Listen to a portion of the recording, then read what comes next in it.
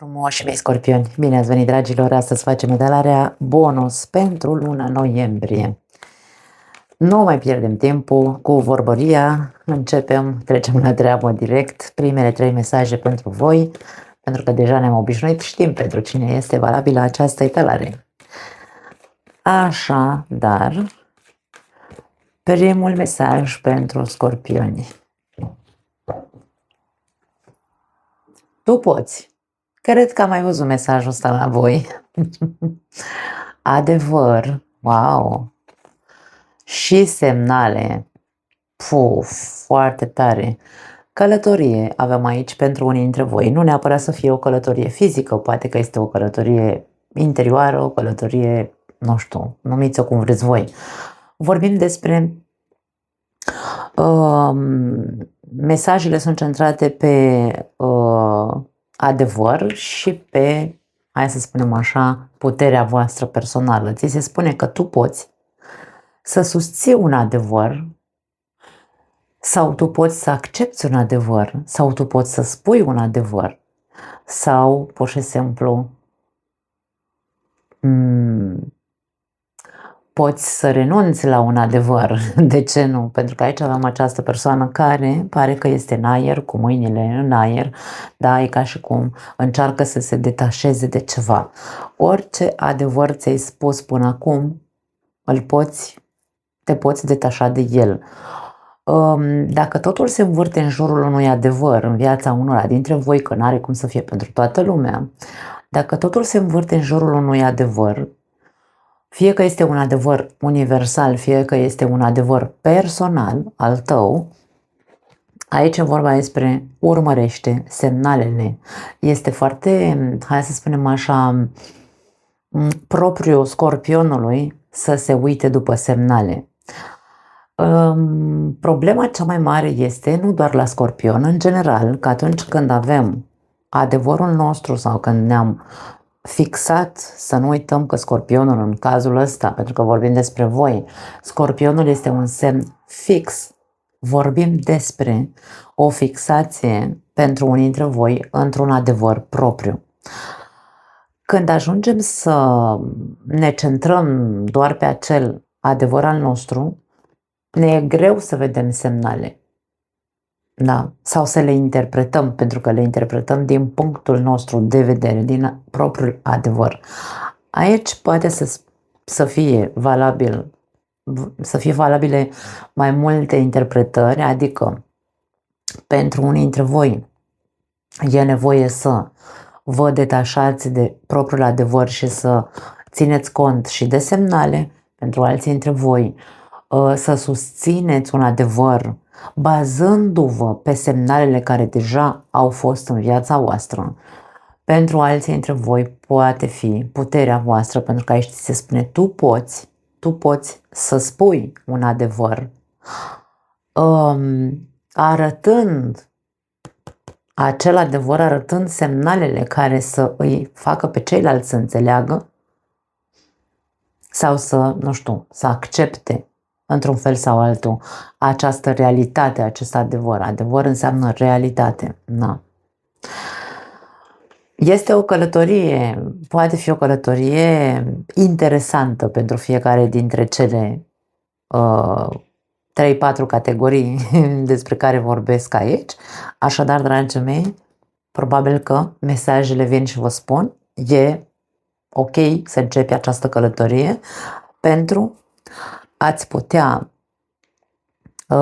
expune propriul adevăr sau a te putea elibera de acel adevăr și incluzând, să zicem așa, semnalele, acele semnale pe care tu le-ai văzut, acele semnale care trebuie să le vezi, da, și acele semnale care trebuie să le dai celorlalți.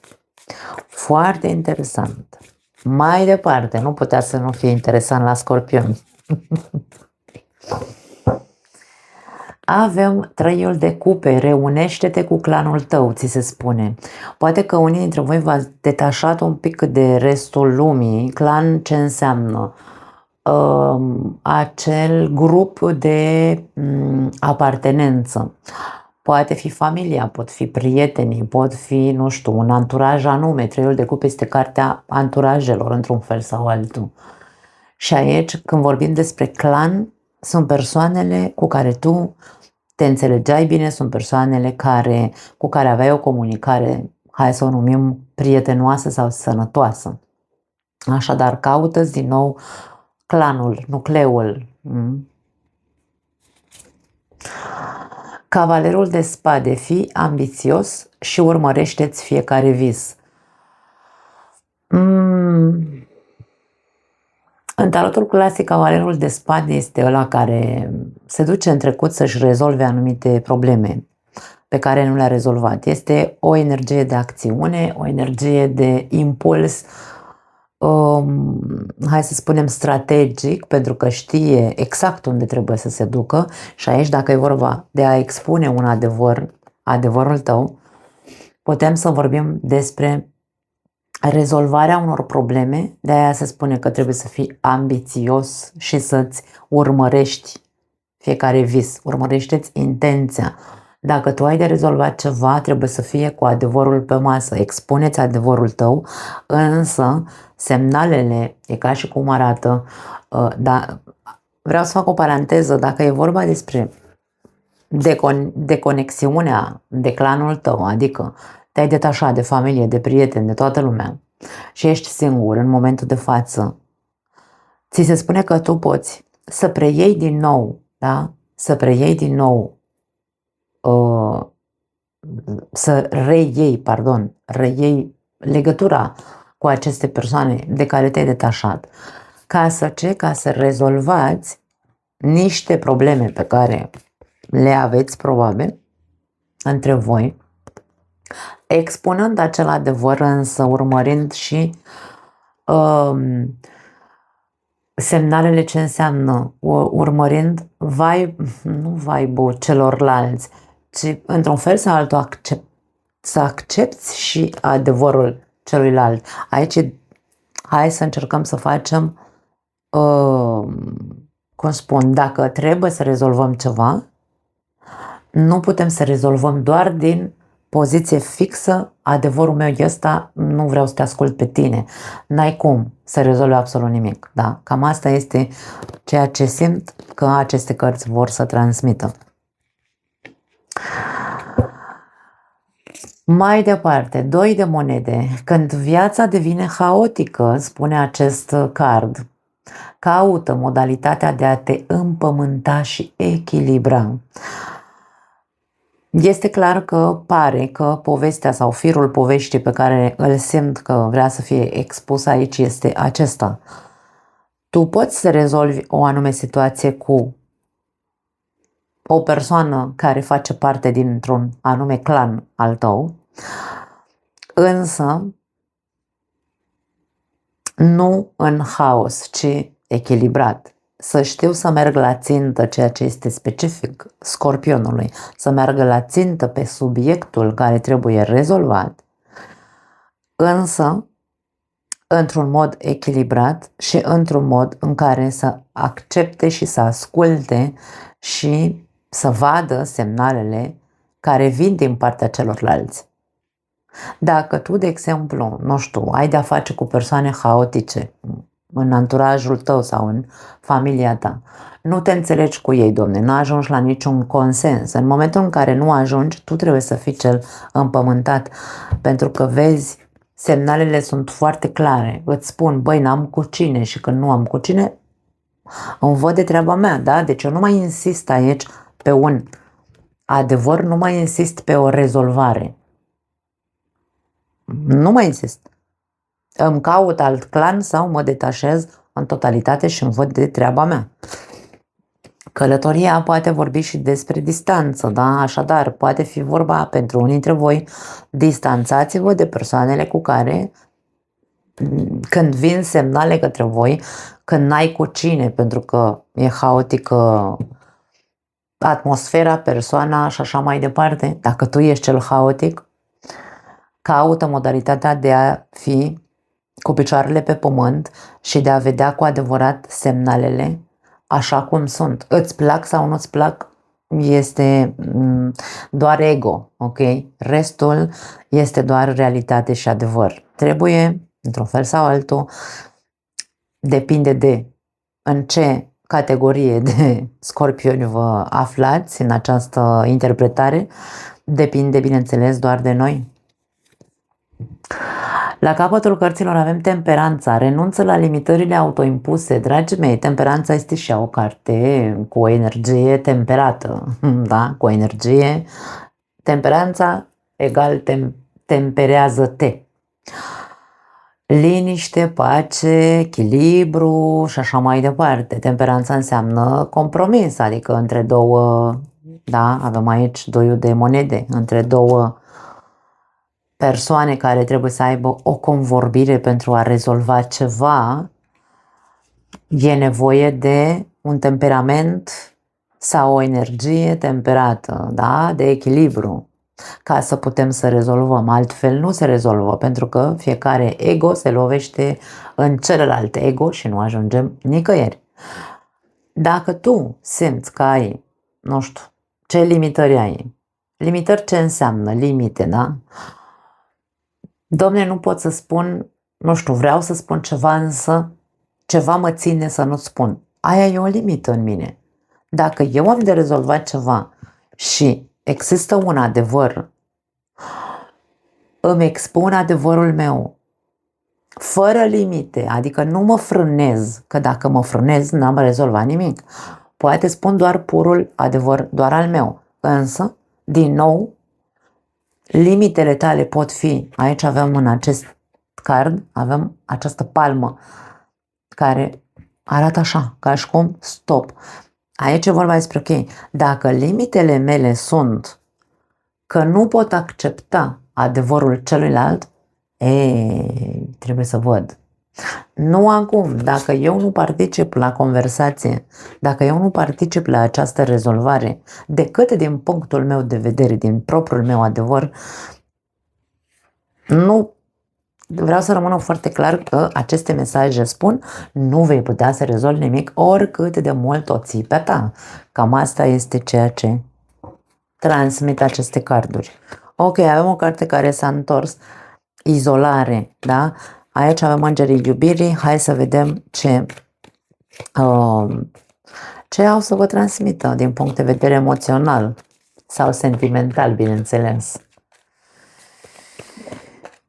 Ok, a sărit acea izolare, avem conversație cu inima deschisă, dragii mei, mai, hai să zicem, accentuat, nu poate fi mesajul, zic, da, mesajul în totalitate, și avem atracție. La capătul cărților, meriți să fii iubit sau meriți iubirea. Bineînțeles, și tu, și eu, și toată lumea, mereu zic același lucru când văd acest card. Cu toții merităm să fim iubiți.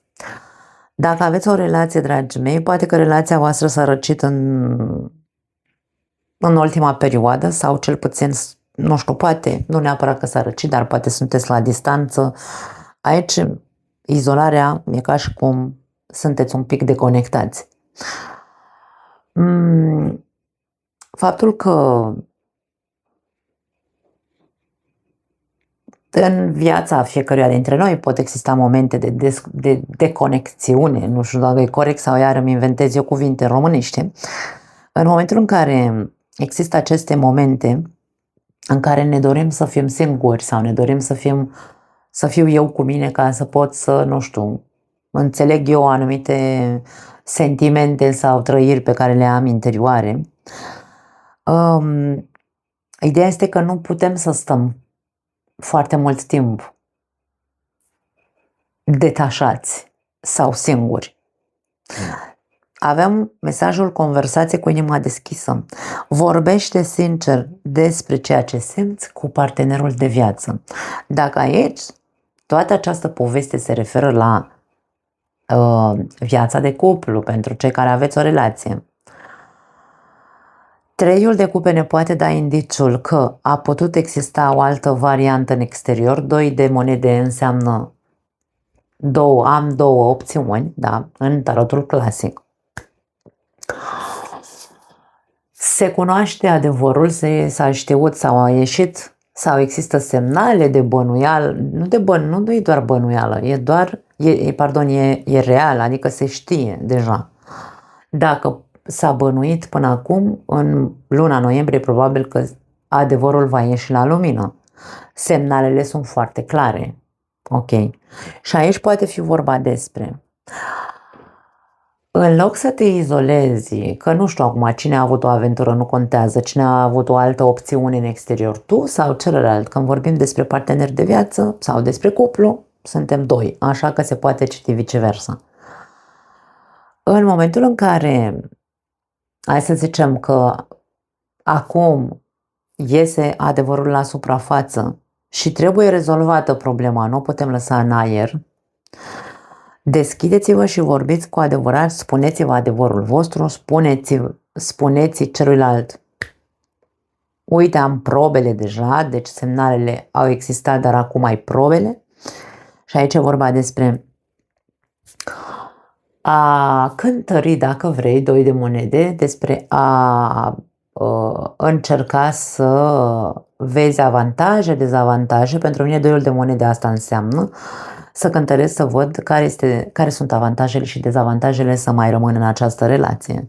Dacă merită să iert sau nu. Poate exista varianta pentru unii dintre voi să mai,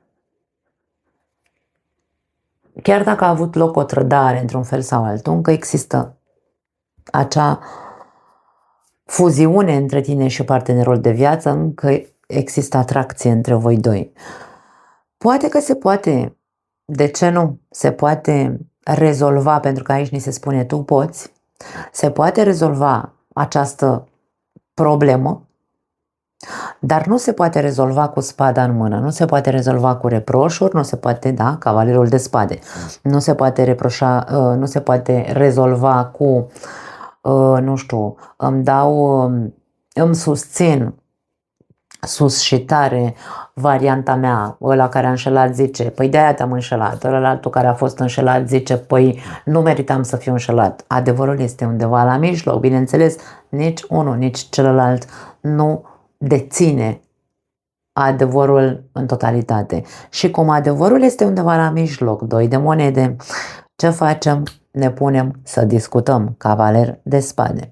Însă atenție cu ieșirile, da? Pentru că cavalerul de spade, spun eu, că are limba ascuțită, el rezolvă cumva așa cu te taie cu cuvintele, da? Îți spune adevărul crud și fiecare dintre voi, dacă aveți adevărul vostru, care este poziția de mijloc? Conversație cu inima deschisă este, hai să vedem, ăsta e adevărul meu, ăsta e adevărul tău, ce facem de acum înainte, dacă hotărâm să rămânem în această relație. Nu putem să luăm o decizie doi de monede doar pentru faptul că încă mai există atracție între noi. Merităm să fim iubiți. Cum ajungem la acest numitor comun? Nu știu dacă este neapărat aici vorba despre o despărțire, nu știu dacă este neapărat vorba despre o alegere sau de luat o decizie. Pentru unii da, pentru unii ba, dar cam asta este ideea. Important este să discutați, pentru că dacă iese adevărul la lumină în această perioadă, nu veți putea sta în certuri și reproșuri, pentru că nu duc nicăieri. Pentru cei singuri, dragii mei, dacă voi v-ați izolat pentru că ați avut experiențe neplăcute din punct de vedere sentimental, aici vi se spune urmărește semnalele. Există pentru unii dintre voi, da, există o persoană de care vă simțiți atrași sau atracția este reciprocă. Există posibilitatea pentru unii dintre voi, cei singuri, să existați voi și încă o persoană în viața respectivei persoane. Deocamdată să nu fie hotărâtă, sau ori tu nu ești hotărât, ori cealaltă persoană nu e hotărâtă dacă să începeți sau nu o relație. Poate exista posibilitatea să fiți la distanță aici cu călătoria asta și cu izolarea, da? E posibil să fiți la distanță. Însă ce este cel mai important aici este și, bineînțeles, pentru că astea sunt mesajele și la voi, cel mai important este să vorbiți sincer, da? Aici adevărul, avem mesajul adevăr. Să vorbiți sincer, cu inima deschisă și să vă spuneți: Domne, ce urmărești, ce urmăriți sau ce vă doriți fiecare de la o posibilă relație între voi doi. Discutați și în același timp vedeți feedback-ul pe care vi-l dă cealaltă persoană, care sunt semnalele care vin către voi de la această persoană. Nu vă axați doar pe acel sentiment de da, mă atrage persoana asta, nu știu ce mă atrage la ea sau habar n-am, că poate sunt și eu în dubii, doi de monede, însă aici important este să, în afară de ceea ce te atrage către acea persoană, să vezi feedback-urile, urmărește semnalele, pentru că voi sunteți foarte buni să detectați ceea ce nu se vede, dragi scorpioni. Așa că fiți foarte, foarte atenți. Nu aș putea să spun aici că se începe o relație, nu, deocamdată nu văd acest lucru, se vede doar, cum spun, mesajele sunt, tu poți să preiei cumva, dacă vrei, inițiativa, da? Și să începi tu discuția cu acea persoană și să vezi cam ce semnale sau feedback primești de la ea. Mai ales dacă există distanță, aici e complicat să vorbim despre o relație. Dacă este deja, dacă de fapt există această relație, dar este la distanță, probabil că ar trebui să înțelegeți, wow, a sărit o surpriză aici pentru unii dintre voi. O scrisoare, scrisori în ziua de azi nu se mai primesc, însă poate veți primi un e-mail, veți primi un mesaj, de ce nu, pe WhatsApp poate să fie. Aici, pentru cei care există deja o relație, dar este la distanță, pentru cei singuri, aici depinde foarte mult de tine. Tu îți dorești această persoană în viața ta, pentru că aici se spune fii ambițios și urmărește-ți visul. Dacă visul tău este să ai, sau mă rog, asta simți tu în interiorul tău, că vrei să fii cu această persoană, înainte să iei cu adevărat o decizie, încearcă să fii cât mai împământat. Nu uita că trebuie să vezi toate semnalele pe care le-ai avut de-a lungul relației cu această persoană, indiferent că sunteți la distanță. Este imposibil să nu ai un feeling, ceva să fi simțit, ceva să te fi pus pe, să-ți fi spus un adevăr. Anumite semnale îți spun un adevăr sau ți-au spus un adevăr. Nu uita că tu meriți să fii iubit. Dacă ești o a doua opțiune pentru această persoană, că avem un doi de monede, atenție! Care sunt limitările tale? Care sunt limitele, pardon? Poate tu trebuie să-i spui stop, nu, eu până aici, eu nu pot să fiu a doua opțiune în viața ta, ori sunt prima, ori niciuna. Poate că asta vrea să ne spună. Acum, cert este că e posibil ca unii dintre voi să primiți un mesaj, fie de la această persoană, fie de la persoana cu care aveți de rezolvat, că nu neapărat să aveți de rezolvat pe plan sentimental. Sau poate tu vrei să trimiți un mesaj, de ce nu, da? Acelei persoane cu care ai nevoie să rezolvi ceva. Hai să vedem ce alte mesaje mai avem. Avem cățelul, care vorbește despre loialitate și determinare. Adevăr, loialitate, determinare, dragii mei, aici e vorba despre o certă insistență, despre sentimentul, sau nu știu, da, poate, hai să-l numim sentiment de loialitate și perseverență. Dacă nu suntem loiali adevărului nostru, dacă nu suntem loiali celelalte persoane, pentru că eu pot să susțin sus și tare că vreau să mă rezolv o problemă, dar dacă modul în care eu vreau să rezolv această problemă este unul nu știu, așa violent, între ghilimele, verbal, da, cu cavalerul de spade, și nu accept cealaltă variantă, nu există loialitate. Și aici e despre asta, este despre adevăr, sinceritate, conversație cu inima deschisă, nu cu limba ascuțită, ci pentru a rezolva. Aici, cât ești de loial, loialitate și, de ce nu, poate altruism aici, cu adevărul ăsta. Trebuie să fie o luptă cu cavalerul de spade. Dacă vrem să rezolvăm ceva, lupta trebuie să fie corectă. Nu poate să fie neloială. Așa că avem păsăricile, vrăbiuțele, vorbim din nou despre mesaje și știri, da? Deci aici știri, mesaje, noutăți vin către voi. Aș spune că este o lună, sau ce a mai rămas din această lună noiembrie, este o lună de comunicare în care trebuie să se discute anumite lucruri pentru a fi rezolvate. Că e pe plan amoros, că e pe plan de familie sau prieteni, fiecare cu aria lui, da? De rezolvări. La capătul cărților avem perla, unde vorbește despre ascuns. Ce ascundeți? Dragii mei, nu se poate ascunde nimic. Adevărul este cel care este, sau cel puțin spune, nu se poate ascunde nimic. Trebuie să fim sinceri. Punct. Nu pot să mai spun altceva. Da, hai să vedem ultimile mesaje pentru voi. Avem unul care s-a întors. Apărăți poziția, ți se spune. Da, de ce nu? Apărăți adevărul tău. Însă nu uita că trebuie să fii împământat și să fii corect și loial. Atâta timp cât ești corect și loial, apărăți, susțineți poziția, da? Sau apărăți poziția. Eliberează-te de vinovăție. Voi știți unde are loc acest mesaj în viața voastră. Unde vă simțiți vinovați și cu ce? Ca să ne eliberăm de sentimentul de vinovăție, trebuie să fim sinceri cu noi. Dacă eu mă simt vinovat că, nu știu, cavalerul de spade are limba ascuțită, atacă. Dacă eu am atacat cândva pe cineva și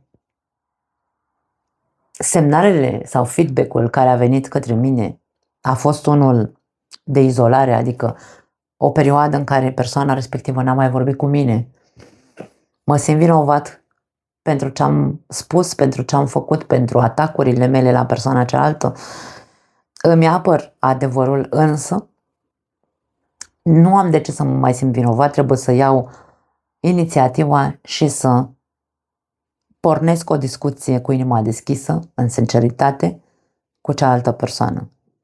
Atenție, să nu cădem din nou în aceeași poziție de a-mi apăra poziția mea, adevărul meu cu dinții, da? Nu. Aici e vorba despre doi de monede, flexibilitate, cântărește la ce-ți folosește, pentru că e posibil după aia să rămâi în același punct, adică să n-ajungi nicăieri, da?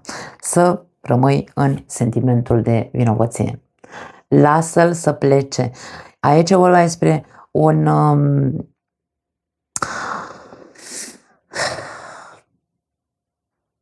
poate e vorba despre o părere, o fixație, o părere pe un adevăr propriu. Dragii mei, e vorba probabil de o renunțare. Pentru unii dintre voi e vorba de o renunțare. Renunță odată la adevărul la care ții cu dinții. Eliberează-te.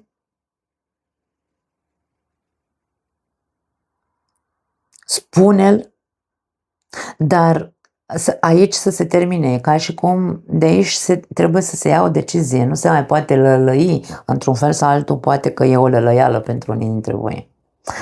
Încrederea este fructul timpului și al muncii. Nici nu putem să pretindem ca ceilalți să aibă încredere totală în noi, văzând că noi suntem pe poziție de apărare totală a adevărului nostru, dar nici nu putem să pretindem ca ceilalți să nici tu nu poți să pretinzi să ai încredere, da, în ceilalți fără să se ajungă aici la un numitor comun. Ca să se recupereze încrederea, dacă s-a rupt aici, e nevoie de loialitate, sinceritate și tot ce am zis până acum, dragii mei. Și muncă, bineînțeles. Nu putem să rezolvăm nimic dacă nu depunem eforturi. Așa cum am spus, Cartea Temperanța ne vorbește despre echilibru, însă în același timp ne vorbește despre compromis. Fiecare dintre noi punem din partea noastră ca să se rezolve și să trecem peste ce s-a întâmplat și în continuare să fie altfel. Ca să putem să instalăm din nou încrederea în acest clan, în această relație, de exemplu, dacă e vorba de o relație. Nu mai am altceva pentru voi foarte tare, talare. Dragii mei, vă pupăcesc. Ne vedem data viitoare. Ciao!